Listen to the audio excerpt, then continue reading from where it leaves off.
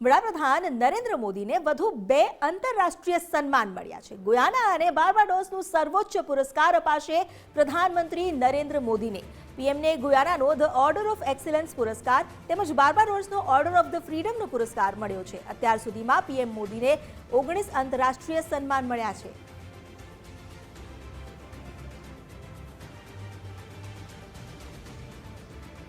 અત્યાર સુધી જેટલા પણ દેશોએ વિશ્વ ફલક પર નરેન્દ્ર મોદીની છબીને નિહાળી છે તેવા કેટલા એવા દેશો છે જેમણે તેમને સન્માન આપ્યું છે। પછી ફ્રાન્સ હોય કે અન્ય દેશ, આ જ દેશોની યાદીમાં વધુ 2 દેશનો સમાવેશ થયો।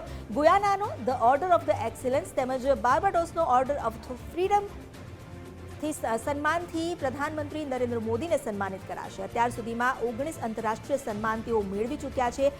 આંતરરાષ્ટ્રીય સ્તરે પ્રધાનમંત્રી નરેન્દ્ર મોદીની જે છબી રહી છે તે દિવસે ને દિવસે વધુ